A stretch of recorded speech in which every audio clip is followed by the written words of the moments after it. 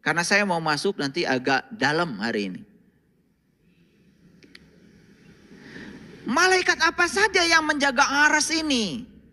Ada 8. Loh, bukannya malaikat 10? Tar yang 2 belakangan. Yang 8 aja dulu. Apa sih malaikat itu? Malaikat itu adalah makhluk yang terbuat dari cahaya. Nah, sekarang kita apa? Kan Allah bilang di Quran, "Faiza sawaituhu wa nafakhtu fihi mir ruhi faqa'u lahu sajidin." Ketika aku sudah selesai menciptakan tubuhmu, aku tiupkan ruhku. Jadi nggak ada ruhmu, yang ada adalah ruhku. Bagian dari dirinya Tuhan yang ditiupkan kepada kita. Apa wujudnya ruhku? Tuhan mengatakan wujudnya ruh adalah nur. Nur itu bahasa Arab, bahasa kitanya adalah cahaya.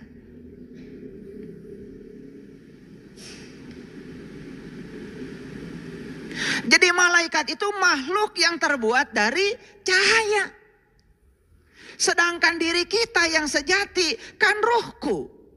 Sedangkan rohku wujudnya adalah cahaya. Jadi siapa malaikat? Bingung kan? Nah, kalau tidak bingung berarti sudah kosong tuh. Kalau masih bingung karena kita masih menganggap malaikat itu suatu entitas yang keluar dari diri kita.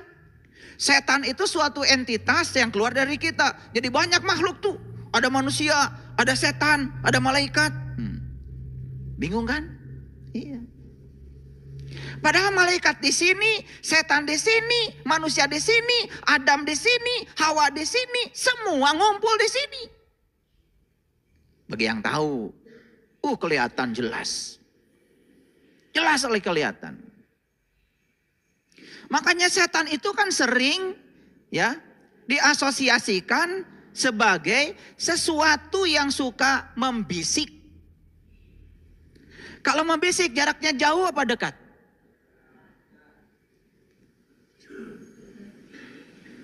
Kalau dari jarak jauh namanya teriak. Sedangkan di Quran tidak ada kata setan berteriak. Yang ada itu yuwaswisu fi sudur. Membisik kesadaran. Siapa yang suka membisikkan kesadaran kita? Kan sebetulnya pikiran bodoh kita. Pikiran gelap kita. Bukankah itu diri kita sendiri? Nanti malam mau bangun jam 2. Pasang alarm. Tepat jam 2. Yang mengatakan nanti malam mau bangun jam 2 itu kesadaran. Kamu yang sadar. Jam 2 alarm bunyi. Begitu bunyi ada yang bisik. Tiris. Tidak banyak bisiknya, cuman tiris. Bisa saja bisiknya cuma lebih sederhana lagi. Tunuh.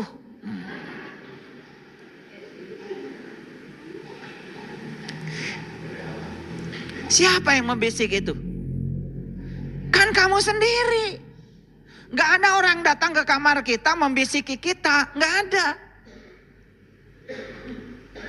Sesederhana itu sebenarnya kalau kita ngaji jujur. Jadi yang membisiki kita itu adalah pikiran gelap kita. Yang sedang membisiki kesadaran kita. Itu yang disebut dengan yuwaswisu fi sudur. Yang membisiki kesadaranmu. Jadi siapa setan? Ya kamu. Pada saat kamu sedang berada di pikiran gelap. Siapa malaikat? Ya kamu juga. Pada saat kamu sedang di pikiran waras. Malaikat disuruh sujud pada Adam. Langsung sujud. Karena waras. Malaikat itu bisa nembus yang dibalik Adam. Yang dia lihat bukan hanya Adam, tetapi yang dibalik Adam. Siapa? Ruhku yang ditiupkan ke dalam Adam. Yang tiada lain adalah diri sejatinya Adam. Tapi yang namanya setan, yang namanya iblis disuruh sujud. Dia nggak mau sujud. Karena apa? Yang dilihat dari Adam bukan yang dibalik Adam. Dia melihat Adam sebagai Adam. Karena apa? Buta mata kolbunya. Jadi siapa sesungguhnya setan dan iblis itu? Ya itu.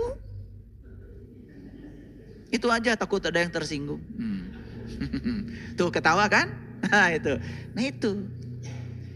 Karena kalau kita membicarakan setan, iblis, di kajian ini tidak dihadirkan setan dan iblisnya, kita menggunjing setan dan iblis. Sedangkan menggunjing itu kan tidak boleh. Makanya saya hadirkan dulu setan dan iblisnya. Tuh kan ketawa. Biar tidak menggunjing. Kalau di depan kan gak menggunjing, namanya menasehati. Kalau di belakang bahaya. Makanya saya tidak pernah menggunjing. Karena bahaya menggunjing itu. Kalau kita menggunjingkan setan dan iblis lebih mulia. Jelas yang menggunjing itu kotor. Saya gak mau. Makanya saya hadirkan dulu setan dan iblisnya. Baru saya bicarakan. Tuh pada ketawa kan? Iya. Bajunya kayak soleh. Ya itu. Ngerti ya sampai sini? Udah, nggak usah terlalu dalam. Nah, sekarang lanjutkan. Jadi yang disebut dengan malaikat itu, ya, malaikat itu artinya adalah tekad. Malaikat itu artinya karep. Malaikat itu artinya keinginan yang sangat kuat. Dan tekad, karep, keinginan yang kuat itu disebut malak. Malaka ini malaikatun. Makanya sedikit belajar bahasa Arab supaya ngerti. Jadi malaikat itu malak, milik, kepunyaan, sesuatu yang terdalam yang kita miliki, itulah karep, tekad. Makanya yang menjaga aras itu ada 8 malaikat. Mari kita rinci. Ini urutannya harus benar. Karena selama ini yang kalian hafal urutannya kurang tepat. Alias tidak benar. Dari mana kita mengurut malaikat? Nih cara mengurutnya. Yang pertama, malaikat yang harus kita kenali adalah malaikat Munkar dan Nakir. Itu dulu. Siapa dia? Dia yang bertanya di kuburan. Apa kuburan? Pasti otakmu langsung. Kuburan adalah tanah. Siapa yang ditanya? Yang ditanya adalah orang yang sudah mati. Gak ada kerjaan malaikat. Orang mati ditanya-tanya. Itu bahasa siloka yang dipahami oleh kita keliru. Kuburan yang sebenarnya adalah tanah. Tanah itu apa? Nih tanah. Makanya Quran mengatakan, aku ciptakan manusia terbuat dari tanah. Apanya? Jasmaninya. Karena tanah adalah unsur yang paling dominan. Tubuh kita tidak akan tumbuh hidup kalau nggak ada tanah. Karena kalau nggak ada tanah, jelas nggak ada tahu. Kalau nggak ada tanah, jelas nggak ada tempe. Kalau nggak ada tanah, jelas nggak ada daging karena nggak ada rumput. Kalau nggak ada tanah, jelas nggak ada kecap. Nggak ada tanah, jelas nggak ada nasi.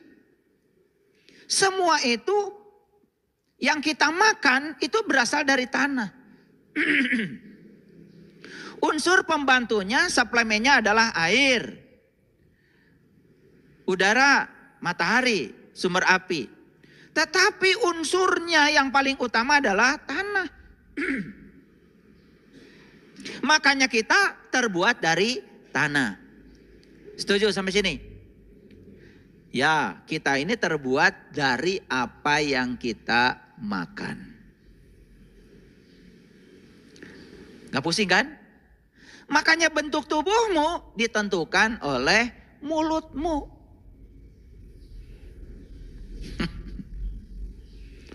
Ini saya kok meral gini. Ya salah mulut. Emosimu ditentukan oleh piringmu.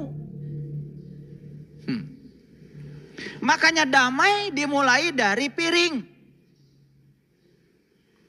Karena orang yang di piringnya masih makan, masih makan daging merah, masih makan gulai kambing, masih makan sate kambing, semua serba merah.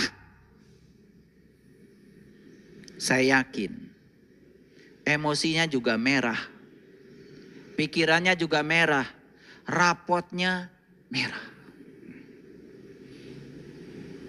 Sepanjang dia masih membunuh dan menyakiti untuk kelangsungan hidupnya, maka dia menanggung karma yang besar dalam perjalanan hidupnya. Makanya orang-orang yang sadar mengambil pilihan untuk mengambil makanan yang karmanya lebih sedikit. Makanya makan buah dan sayur. Ini penting nih supaya ngerti.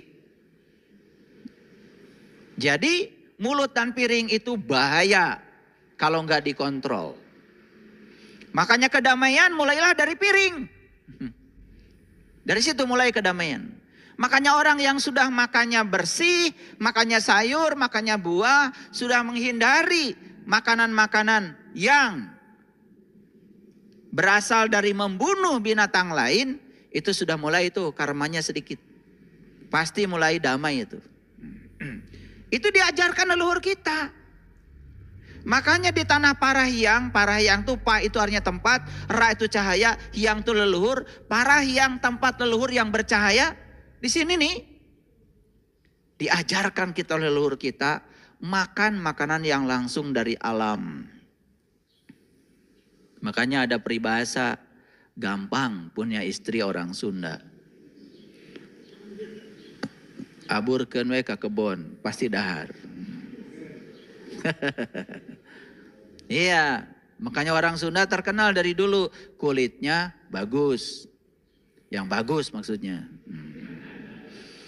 Karena apa? Sudah terbukti kalau makanan-makanan yang mentah, lalab-lalaban itu terbukti tanpa terpengaruh oleh panas api, ternyata itu bisa menimbulkan regenerasi sel. Leluhur kita udah sampai situ. Jadi alam ini sudah memasak matang. Dan setiap yang dimasak oleh alam itu sudah matang. Makanya makan langsung dari alam itu sehat. Nah itu ada bangsa yang persis seperti leluhur kita di Priangan ini. Siapa itu? Orang Jepang. Mereka lebih suka makanan yang langsung dari alam. Tanpa dimasak. Ternyata itu lebih sehat. Terbukti di Okinawa rata-rata umur orang sana di atas 100 tahun.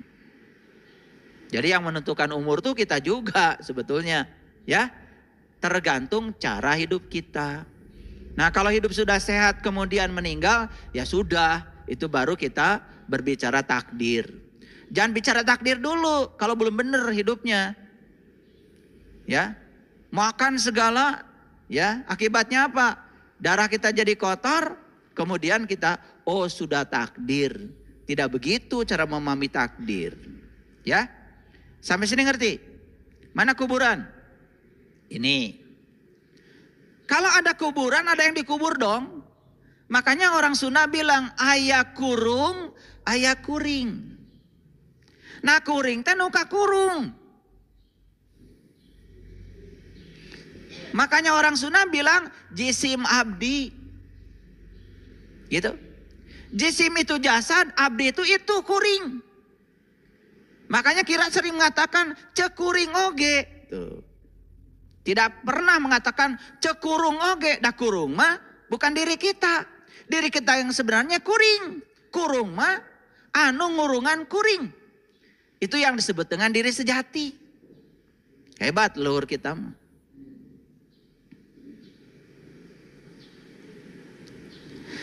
Jadi malaikat pertama yang harus kita kenal adalah malaikat Munkar dan Nakir yang bertanya di kuburan. Pernah nggak kalian bertanya, kenapa di kuburan harus ada 2 malaikat? Apa nggak cukup 1 malaikat? Pernah nanya? Pasti nggak nanya. Udah dijamin oleh saya pasti nggak nanya. Apa kata orang yang ikut aja. Kan begitu? Nah itulah saya tuh menjadi aneh karena saya tuh apa saja ditanya. Ternyata apapun yang saya pertanyakan pada semesta, semesta ngasih jawaban. Karena jawaban hanya diberikan kepada mereka yang mau bertanya. Siapa yang mencari akan mendapat. Siapa yang mengetuk pintu maka pintu akan terbuka. Yang tidak pernah bertanya tidak akan pernah dialiri jawaban. Bertanya itu cuma kelihatan bodoh 5 menit kok. Tapi selanjutnya akan pintar selamanya kalau mau bertanya. Itulah kita. Di kubur itu katanya ada 2 malaikat yang bertanya. Saya waktu kecil umur belasan tahun udah nanya sama bapak saya. Pusing bapak saya tuh kalau ditanya sama saya. Kenapa pak? Ya, yang nurunkan hujan cuma 1, malaikat Mikail. Padahal yang harus dihujani banyak. Ini yang nanya di kubur cuma 1 tapi 2. Bingung bapak saya. Makanya saya titipkan ke pesantren. Saya tanyakan lagi sama ustadz yang dititipi. Saya tanya lagi, bingung lagi dia. Dipulangkan dari pesantren. Nasib saya begitu, terombang ambing saya dulu. Dan ketika saya bertanya pada diri saya, sejujurnya malah saya diasingkan. Saya sebetulnya pernah tidak nerima lah dengan kehidupan ini. Masa saya nggak boleh nanya gitu? Maka saya tidak boleh ngerti. Dan saya tidak mau seperti kebanyakan orang. Karena saya ingin menjadi diri saya sendiri. Ini judul kita hari ini. Maka judul kita hari ini adalah ini nih. Lupa saya ngasih judul ya. Gak apa-apa. Biasanya diingatkan ketika sudah jalan. Judul kita hari ini adalah jadilah seorang mahakarya. Hapus gagasan menjadi seseorang. Jadi yang disebut dengan mahakarya itu bukan yang bikin patung. Bukan yang bikin gedung. Yang bukan yang bikin pesawat. Seorang mahakarya bagi saya adalah mereka yang sukses menjadi dirinya sendiri. Stop menjadi seseorang.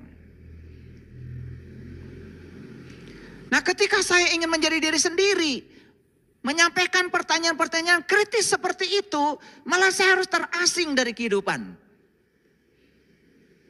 Karena yang namanya ngaji dari kecil ya sudah. Belajar ikhfa, belajar idgham, biguna, bilaguna. Belajar itu. Belajar ikro yang namanya ngaji. Di otak saya yang namanya ngaji bukan itu. Kalau itu kan baca. Bagi saya baca belum ngaji. Dan lucunya kita kalau sudah baca kitab suci merasa sudah ngaji. Padahal ngaji itu kan mengkaji. Kalau saya cuma baca belum tentu mengkaji. Itu dari umur belasan tahun saya sudah begitu. Saya nanya perkara kenapa di dalam kubur itu ada 2 malaikat. Saya tanya udah keliling dunia Bapak Ibu. Akhirnya karena saya tidak puas ya sudah. Saya tanya aja sama Allah. Tolong Allah kasih jawaban. Saya ingin mengerti. Dan ternyata intuisi hidup. Begitu intuisi hidup, semua pertanyaan itu terjawab tanpa kata-kata. Tiba-tiba mengerti.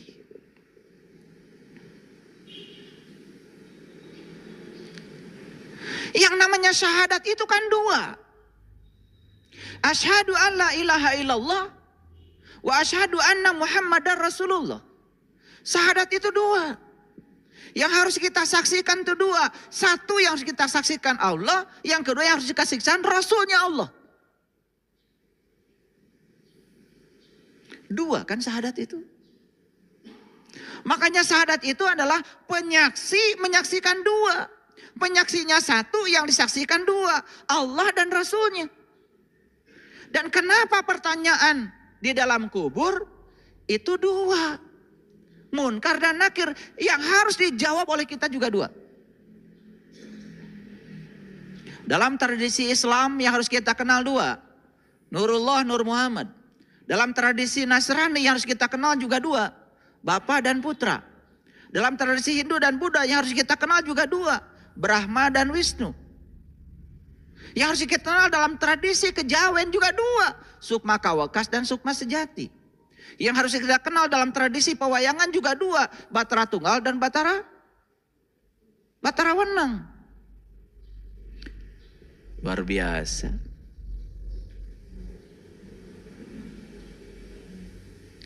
Karena saat Allah meniupkan ruhku ke dalam diri kita itu tiga. Maka di Quran dikatakan laqad kafaral ladina qalu innallaha salisu salasa. Sungguh tertutuplah orang-orang yang mengatakan bahwa Allah salah satu dari yang tiga. Gak boleh salah satu.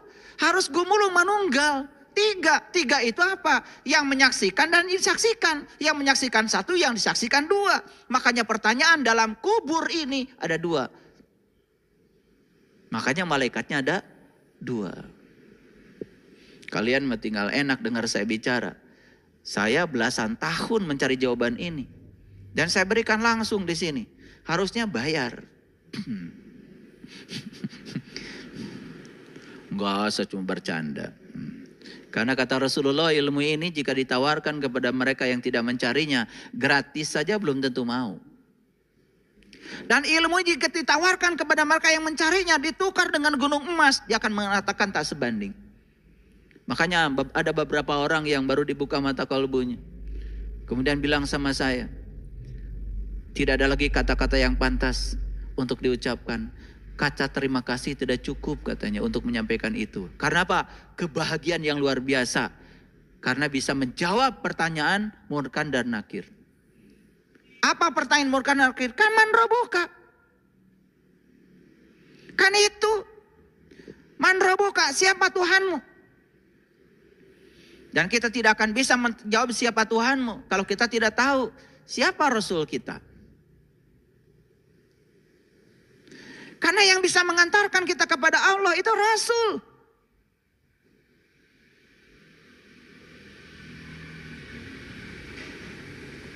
Rasul. Makanya Rasul ada dua. Ada Rasul yang syar'i, wujudnya manusia, ada Rasul yang hakiki. Wujudnya adalah guru sejati, ada dalam diri kita. Itu adalah usul kita, itu wasilah kita. Itu juru selamat kita yang akan mengantarkan kita kepada Allah. Siapa yang diantarkan? Jiwa kita. Siapa yang tuju? Allah kita. Makanya jiwa harus ketemu dengan sang maha jiwa. Jadi sebetulnya kita ini sedang melakukan perjalanan. Syarat untuk melakukan perjalanan jelas. Satu, harus ada jalan. Setuju? Awas, catat. Syarat untuk melakukan perjalanan satu, harus ada jalan.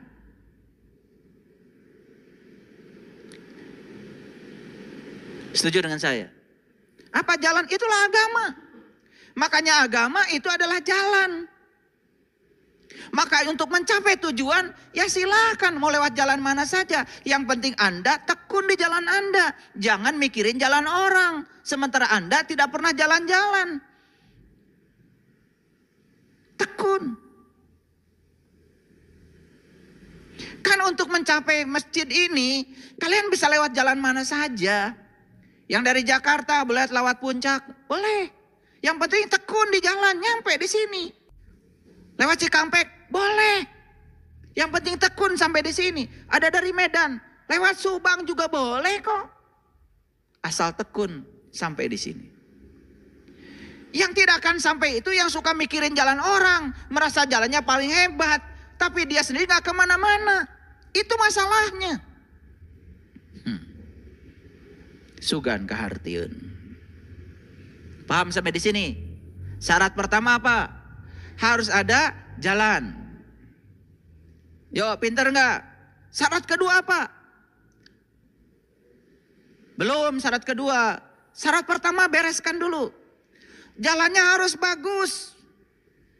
Harus lebar. Betul? Jangan ada hambatan. Jangan banyak bolongnya.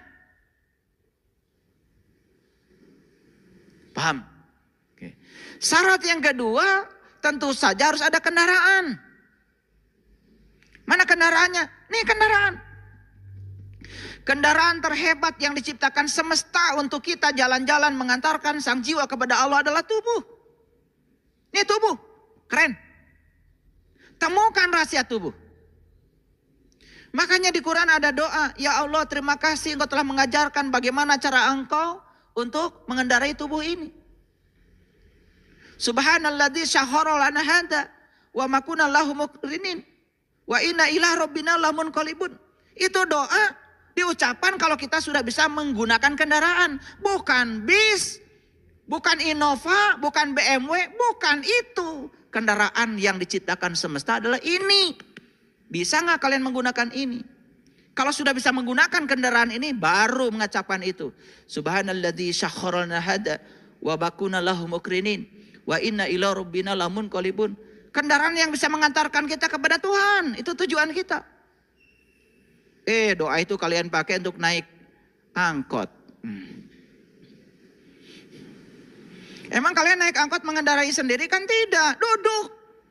Padahal kata-katanya terima kasih ya Allah, Engkau telah mengajarkan bagaimana cara aku menggunakan kendaraan ini. Cara Allah mengajarkan cara menggunakan kendaraan ini, kita akan dipertemukan dengan seorang guru. Di zamannya kita dipertemukan dengan para nabi dan para rasul. Ngerti sampai sini? Satu harus ada apa? Jalan. Dua harus ada kendaraan. Makanya ini kendaraan jaga. Kalau harus makan Pertamax ya Pertamax. Kalau harus makan Pertamina Dex, Pertamina Dex. Diciptakan untuk Pertamina Dex, makan biosolar. Ya kalau kita salah makan ya hancur tubuh ini. Makanya pelihara. Makan itu harus menggunakan rumus. Rumus makan tuh 3J. 1 jadwalnya harus benar. 2 jenisnya harus tepat. Yang ketiga jumlahnya harus tahu diri. Jangan mentang-mentang enak nambah terus. Tambah.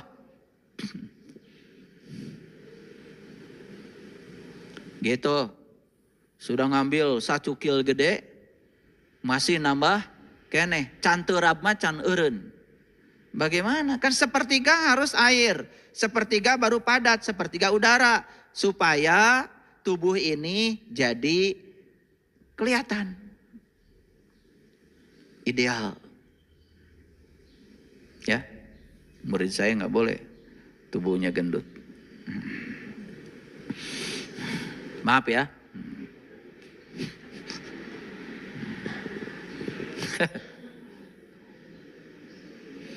Lanjut dulu. 1 harus ada jalan. 2 harus ada kendaraan. 3 harus ada supir. Supirnya yang terampil. Supir itu ini supir nih pikiran kita. Makanya pikiran itu harus bisa mengingat, memahami, menerapkan, menganalisis, mengevaluasi sampai mensintesa. Itu yang disebut dengan keterampilan kognisi. Dan pikiran ini harus cerdas. Harus punya keterampilan solve problem. Supirnya lelet keburu tabrakan. Makanya kenapa kita banyak tabrakan? Lelet. Cukup gak supir? Gak cukup. Ya jelas dong kalau kita mau jalan-jalan harus ada apa? Harus ada jalan, harus ada kendaraan, harus ada supir. Harus apa lagi? Apa lagi? Ya ketika jalan harus ada rambu-rambu lalu lintas. Rambu-rambu disebut petunjuk jalan. Petunjuk jalan dalam bahasa spiritual disebutlah kitab suci. Maka setiap agama punya kitab suci, itu namanya petunjuk jalan. Kan kamu ditanya, apa petunjuk jalanmu? Kitab suci. Ngerti nggak? Ya kalian cuma baca doang, nggak ngerti isinya. Tidak pernah tahu apa yang ditunjukkan oleh kitab suci. Maka di Quran dikatakan, Alif Lam Mim zalikal kitab la raiba fi hudan lil muttaqin. Jadi Quran itu akan menjadi petunjuk bagi orang yang bertakwa. Apa artinya takwa? Takwa itu di Quran jelas. Di surat Al-Baqarah ayat 63 dikatakan takwa itu 1 mengambil janji, 2 mengangkat kesadaran, yang ketiga menyaksikan dia yang menunjukkan diri di puncak kesadaran, yang keempat ingat apa yang ditunjukkan. La'allakum tattaqun, baru takwa. Apa yang takwa kamu lakukan selama ini? Gak jelas. Takwa itu laku sebetulnya. Laku yang dapat mengantarkan kita liqah kepada Allah. Perjumpaan kepada Allah. Itu jelas di Quran. Lanjut dulu. Petunjuk jalannya sudah ada? Ada, cuman kalian gak ngerti. Makanya sering salah jalan. Makanya gak nyampe-nyampe. Saya percaya ya kalau baca kitab sucinya udah pada rajin. Tapi ngertinya saya ragu. Padahal dikatakan kita sudah merasa ditunjuki jalan kalau sudah mengerti. Itu masalahnya. Sibuk baca sementara tidak mengerti. Lanjut, cukup? Gak cukup. Harus ada orang yang membantu kita memahami petunjuk jalan. Itu yang disebut dengan penuntun jalan. Di zaman Nabi dan Rasul itulah para Rasul. Sekarang kita tidak hidup sejaman dengan beliau. Kita hidup sejaman dengan orang-orang yang hidup bersama kita. Harus ketemu dengan seorang guru yang bisa menunjukkan apa maksudnya petunjuk jalan. Namanya penuntun jalan. Cukup? Belum cukup. Jangan ngangguk dulu. Harus bawa bekal. Bawa bekal. Tahu bekalnya apa? Apa? Ilmu. Di Quran jelas, fatazawwadu fa inna khairuz zadi taqwa. Berbekalah kamu, sebaiknya bekal adalah takwa. Takwa itu hurufnya ada 4, tawadu, selalu rendah hati. Qof, qanaah, menerima apapun yang terjadi di perjalanan apa adanya, jangan banyak protes. Waro, malu sama Allah, malu sama diri, malu sama sesama. Sehingga punya adab dalam proses berjalan. Yang keempat alif itu ikhlas. Itu bekalnya. Cukup?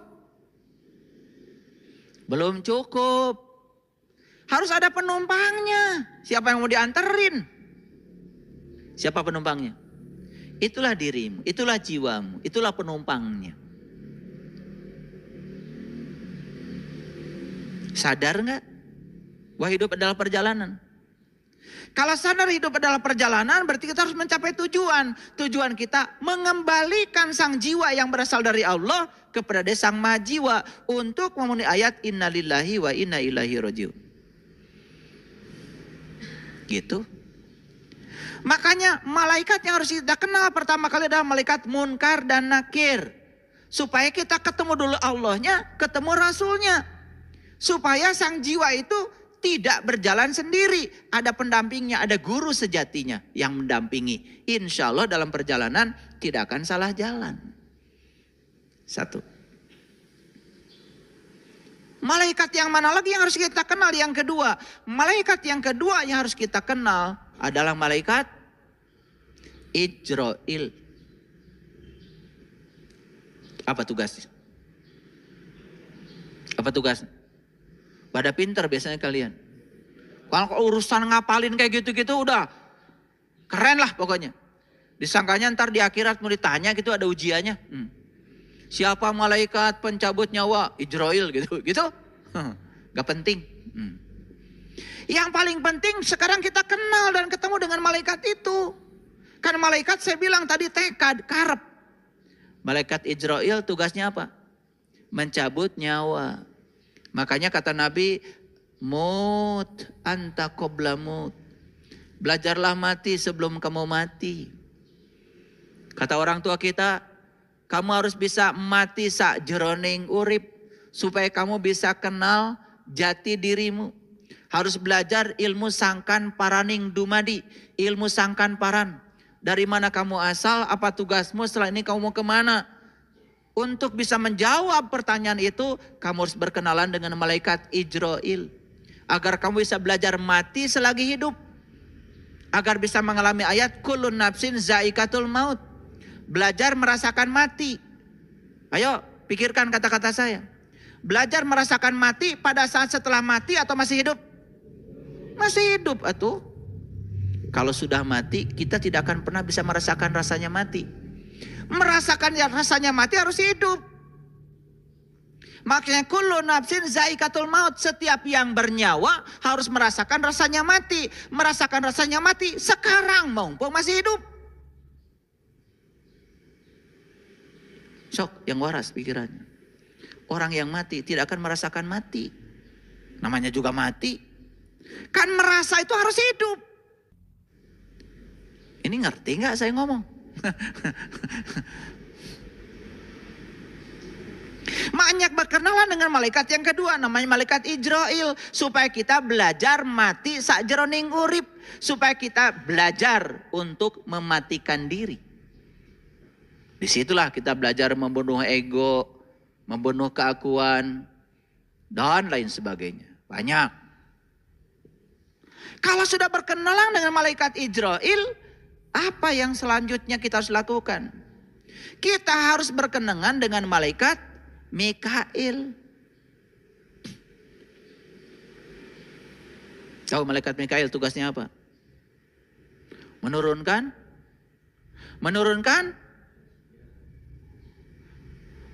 rezeki. Apa sih rezeki yang paling besar, yang paling agung apa? Duit? Harta gitu? Ya Allah. Jangan cari uang. Cari yang punya uang. Jangan cari rumahnya. Cari yang punya rumah. Li ilafi Quraisy ilafihim rihlatas sitai wasaif falyambudu rabb hadzal bait. Jangan sembah rumahnya. Sembah yang punya rumah. Jangan cari uangnya. Cari yang punya uang. Kalau kamu cari yang punya uang, kamu akan dapat dua. Dapat yang punya uang dan dapat uang. Kalau kamu cari uang, uang itu hanya bayangan kamu. Uangnya nggak dapat, yang punya uang juga tidak kamu dapat. Makanya dalam hidup cuma dua. Dapat dua-duanya atau nggak dapat dua-duanya. Lanjut. Jadi, yang ketiga apa? Malaikat Mikail. Siapa malaikat Mikail? Yang menurunkan rezeki, betul. Rezeki yang paling agung ya Allah. Mau cari apa?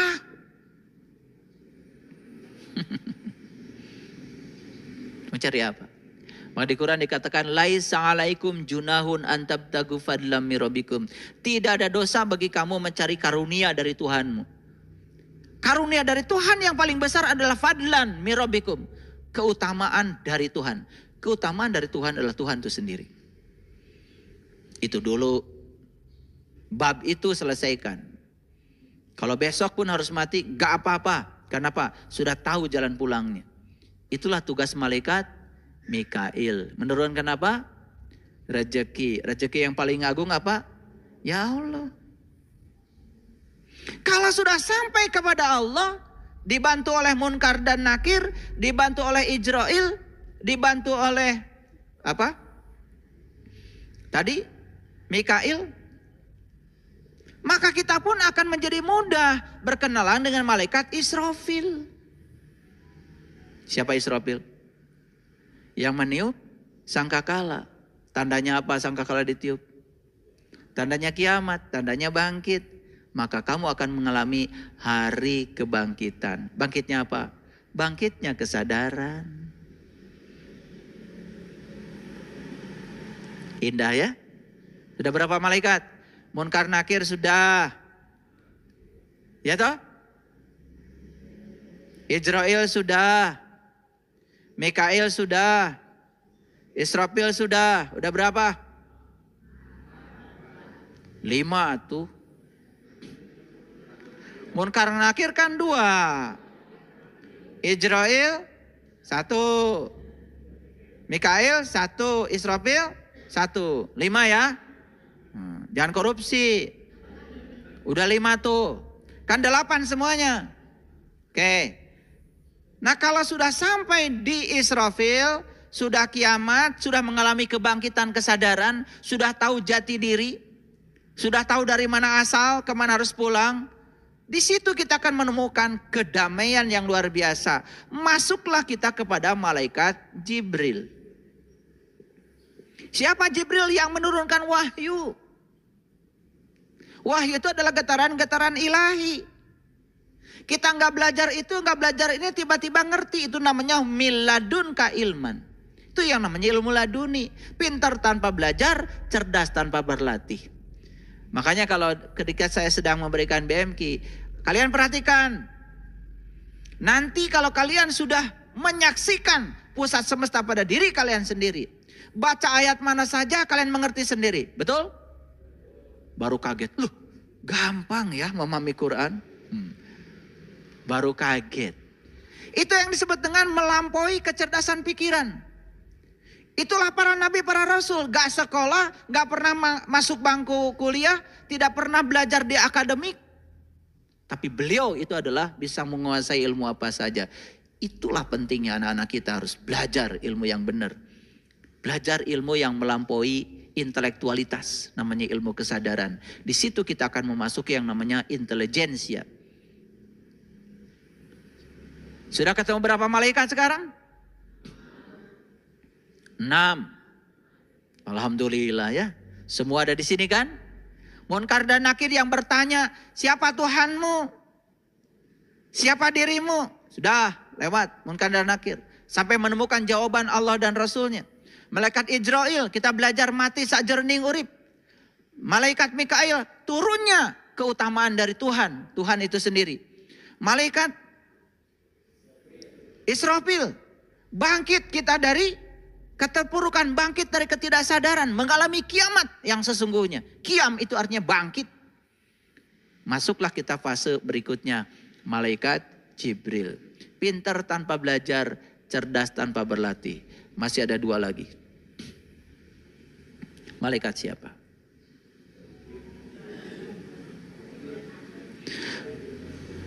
Malaikat Ridwan. Siapa malaikat Ridwan? Penjaga pintu surga. Mana surga? Ya ini. Ini mau dipercayakan ke siapa? Kalau dipercayakan pada Ridwan, ridho. Apapun yang terjadi, ridho. Dimarahin orang, ridho. Duit banyak, ridho. Kehilangan duit, ridho. Karena itu punya Allah, tidak pernah merasa kehilangan sesuatu yang bukan milik kita. Hidupnya sudah ridho. Apapun yang terjadi menerima apa adanya, bukan ada apanya. Itulah tubuh ini sudah dijaga malak Ridwan, penjaga surga. Jadi surga enggak ini? Jadi surga enggak ini? Kalau sudah jadi surga, apa yang terjadi berikutnya? Kita akan ketemu malaikat Raqib. Siapa Raqib? Pencatat amal baik. Yang dicatat tiap hari amal baik. Bicara menyenangkan. Punya uang berbagi. Rumahnya dikunjungi orang, nyuguhan. Punya kebun, punya ladang, undang orang untuk mereka menikmati berkah semesta. Itu orang yang sudah sampai di Raqib. Yang dia catat setiap hari adalah amal baik, amal baik, amal baik. Tidak ada satu orang pun yang berkurang kebahagiaannya dalam hidup ini. Maka dikatakan di ayat ini, malaikat menjunjung, 8 malaikat menjunjung tinggi arsy di atas kepala mereka. Sudah hidup nggak 8 malaikat itu dalam dirimu? Munkar Nakir sudah hidup. Ijrail sudah hidup. Mikail sudah hidup. Israfil sudah hidup. Jibril sudah hidup. Selanjutnya apa? Ridwan hidup. Raqib hidup. 8 malaikat. Lah tekor ada 2 lagi. Yang 2 itu berbahaya. Yaitu malaikat Malik. Penjaga pintu neraka. Silahkan serahkan tubuhmu pada malaikat Malik. Malik itu milik itu aku. Kamu akan menjadi orang yang tersinggungan, gampang marah, gampang terbakar, gampang terkena hoax, gampang sakit kepala, gampang pusing, kunang-kunang, cara rangkel, segala di pikiran. Nah itu, terhina sedikit, pencemaran nama baik, lapor. Ya itu tuh si Malik tuh. Percayakan dirimu pada Malik. Malik tuh milik tuh aku tuh kepunyaan. Semua orang yang merasa ini aku, ini milikku, ini kebunku, ini mobilku, ini anakku, ini suamiku, ini istriku, semua aku. Rusak hidupmu. Betul? Itulah yang membuat kamu menderita. Pelitnya auzubillah. Ini duitku. Padahal kata Allah, aku titipkan rezeki ini padamu. Ada bagian untukmu, ada bagian untuk orang lain yang akan aku hadirkan padamu. Begitu kita dapat rezeki uang, ada orang pinjam uang ke rumah. Harus tahu itu yang menghadirkan Allah. Karena Allah nitip pada kamu buat mereka. Ada orang yang minta sumbangan, harus tahu kalau itu ada titipan buat mereka. Siapa yang menghadirkan mereka kalau bukan Allah? La haula wala quwata. Tapi kamu tutup mulut, tutup wajah. Bahkan diusirnya mereka karena merasa ini uangku, ini milikku. Dan orang yang semacam ini sedikit aja uangnya hilang, yang dipikir yang hilang. Ada nggak kayak gitu? Di mana? Nah loh. Ini ngajinya kemana aja selama ini? Kalau ngapalin malaikat kalian udah lancar. Tapi praktek. Mempraktekkan malaikat dalam hidup. Mulai gagu. Karena ngajinya cuma sebatas syar'i. Jadi penghafal. Itu namanya learning to know. Tidak learning to do. Maka kamu tidak pernah learning to be. Tidak akan pernah menjadi dirimu. Kalau orang yang sudah dijaga tubuhnya dengan malaikat Malik. Maka tubuhnya setiap saat jadi neraka. Apa yang terjadi? Berikutnya yang dia catat adalah keburukan. Siapa pencatat keburukan? Siapa? Nah, Atid. Pinter kamu. Apalagi keburukan orang. Catat terus. Bahkan punya daftar keburukan orang. Orang gila itu. Makanya Quran itu hebat. Quran mengatakan kalau aras ingin dijaga kesuciannya, percayakan pada 8 malaikat. Dan jangan coba-coba kamu percayakan pada 2 malaikat. Malik dan Atid.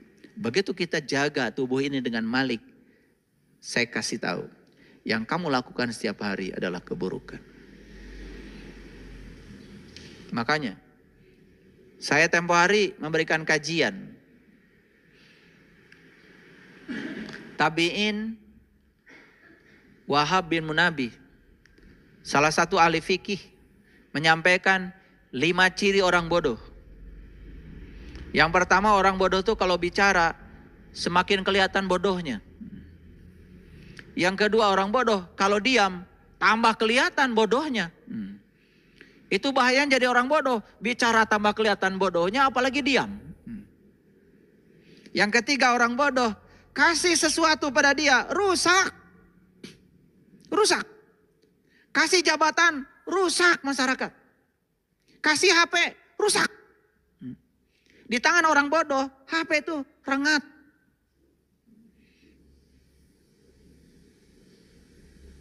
Ini saya kasih tahu nih, HP kalian yang kacanya belah-belah, itu jangan-jangan.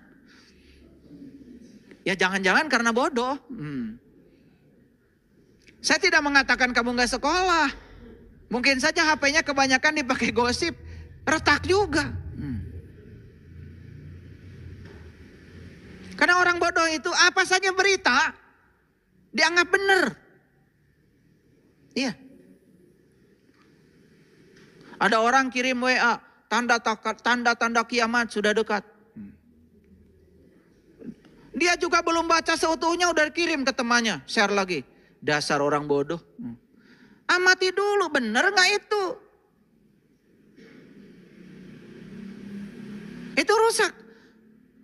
Yang keempat, ciri orang bodoh apa? Kasih amanah dia, pasti hianat.